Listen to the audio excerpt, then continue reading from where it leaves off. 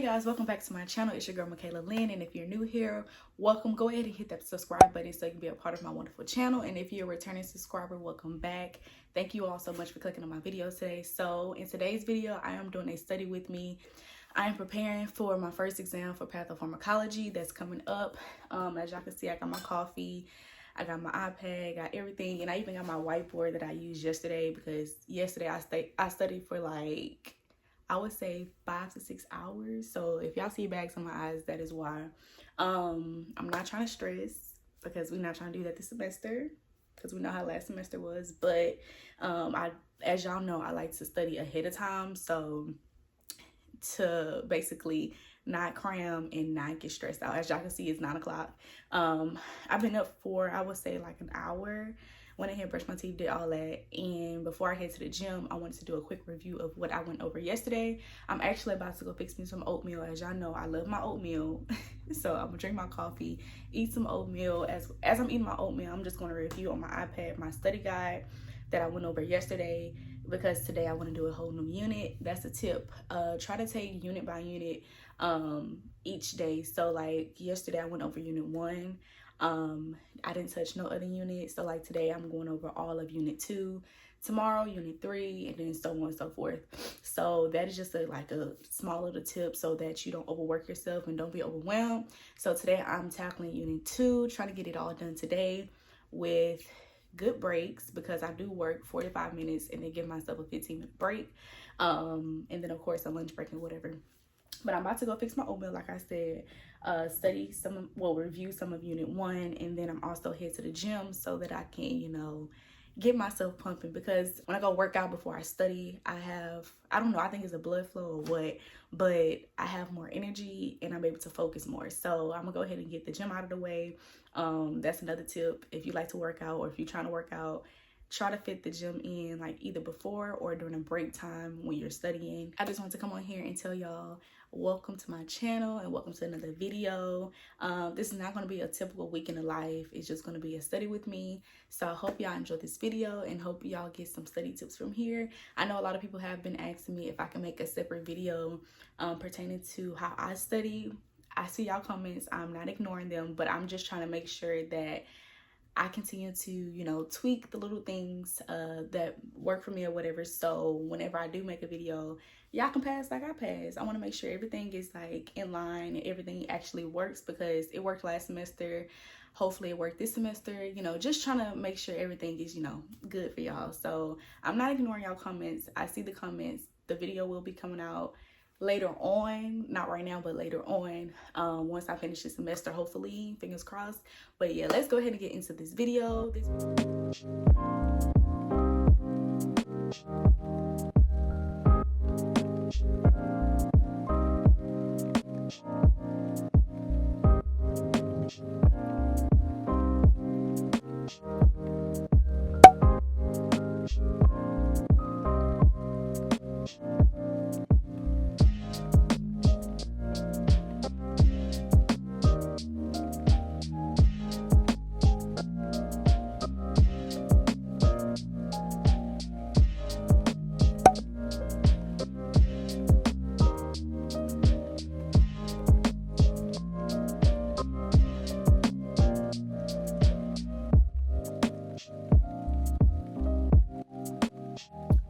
So I'm back home from the gym. Got my headscarf on because it's time to get in our study little mode. I didn't show y'all my board, so I don't have nowhere to put this board, but this is from yesterday of what I went over. Yeah, so that's why I said I wanted to get a big old board, because I can write a lot of stuff on there, and then also I still use my small board when I hit the hip and write something so it can stick. But yeah, so I'm about to go ahead and dive into unit 2. Unit 2 is talking about, let me see, ABGs. So I was kind of struggling with ABGs just a little bit, like the interpretation. So like if a person has respiratory alkalosis, like what would you see? I was kind of struggling with that. So I know this might take a little bit more time for me to get through this. But I'm gonna go ahead and tackle this for 45 minutes and take my 15-minute break, and I'll catch y'all later on to give y'all an update of how everything is going. Okay, you guys, so here's an example of what I mean when I say I look up videos on YouTube. So I know that I'm about to go over the ABG's interpretation. So I found one right here, ABG interpretation made easy. I'm gonna make sure I put nursing at the end of that, and then of course you have all these pop up. I always watch Registered Nurse RN. I always watch Simple Nursing and stuff like that. So I'm gonna just go ahead and do this one just to brush up on the tic-tac-toe method, so I can have that in my brain when it comes to the test. Hey everyone, this is Sarah with RegisteredNurseRN.com, and then also if I fast forward it, she always have a quiz at the end. So after this video, I'm gonna go here and I'm gonna just go ahead and take the quiz so that I can brush up on like everything or whatever. So she have like to where I have to actually solve it, and I feel like that would help because it's like practice questions that will help me, so then I can move on to, you know, the signs and symptoms of what the patient will have. So that's just a key note when it comes to looking videos up on YouTube.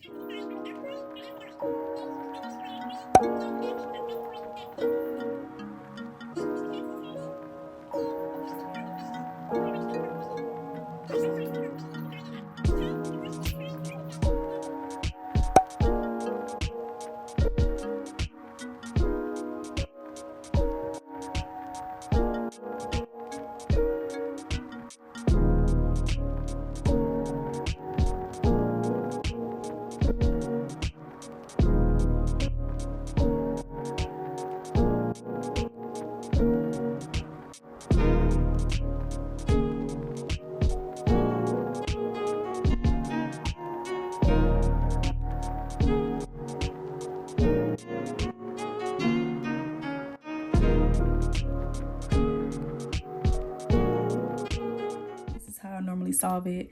Registered Nurse RN, she kind of solved it like this as well with the tic-tac-toe method, and then also my professor taught us like this. So basically what you do is you make a tic-tac-toe. I always put pH on this side, pH, and then at the top I will put acidic, tic-tac-toe thing, normal, meaning like the normal range, so you will know. And then over here I put acidosis, however you spell it. Y'all get what I'm saying. And over here I put pH, I'll put CO2, and then I'll put HCO3. So as you already should know that the carbon dioxide should be opposite. So you'll put the normal range for pH is 7.35 to 7.45. Okay, so I want to stop the video right here because when it comes to the different ranges for the normal ranges, it basically differs depending on your program. And I know some people in general, because Registered Nurse RN, she basically used different numbers for the bicarbonate. So she used 22 to 26, but for my professor, she told us to learn both ways, but she'll be testing us on 22 to 26. So yeah, it just differs from different programs, but personally I will try to, you know, practice both ways between 21 to 28 and 22 to 26. So yeah, I just want to stop the video to let y'all know that I'm learning both ways. I think you should learn both ways just in case, because you never know what the NCLEX will say. CO2, it will be the opposite, so it'll be 45 to 35 instead of 35 to 45. So that's the only thing you should know. 45 to 35, don't mix that up. And then over here you will have, which is the bicarbonate, you will have I'm gonna use 21 to 28. That's what we normally use. So for example, she put the pH, I hope y'all can see that. Yeah, the pH is 7.56, CO2 is 20, and then the bicarbonate HCO3 is 20 as well. So we know the pH is above, it's 7.56, so that means it's above that 7.45. So you put an X over here like that, and then the CO2 is 20, so that is also below 35. So you put an X over there. The HCO3 is below 20, so you put an X over here. So we would know this part over here is partially compensated. How my professor, she said it, how she explained it to us is that if it's over here and everything else is over here, it's like this person over here is trying to pull these two over here, but they can't because it's more power over there. So the HCO3 is over here by itself, so that's partially compensated. When it's over here like that and everything else is over there, that's partially compensated. When it's in the middle and like everything's over there, they'll be uncompensated. So since this X is over here, that's partially compensated. So this will make this problem a partially compensated respiratory acylosis. Partially compensated respiratory acylosis. So you just write it out like that. So I hope that helped y'all. I know this look messy, but I really hope that helped y'all. It's once you continue to do the problems over and over, you'll like eventually get it. So yeah, I hope that helped.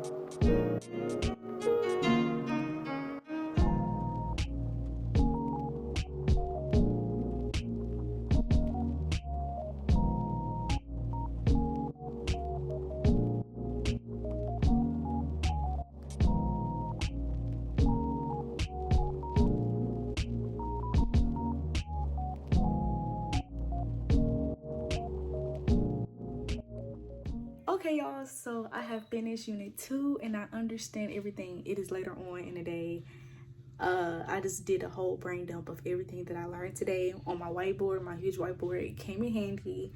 Feels like it's as if I'm in school, but y'all, I feel so good about this. I am just excited that I can finally understand it, because this part right here, the APGs, like all of that is what I've been struggling with. But we did it. We finished and completed unit 2. On to unit 3 tomorrow. I'm so excited that I got through it. So I'm hoping y'all liking this study with me type of thing. Y'all, as y'all can see, I'm still on the floor. But I hope y'all like this like whole study with me. Y'all probably can play me in the background as y'all studying.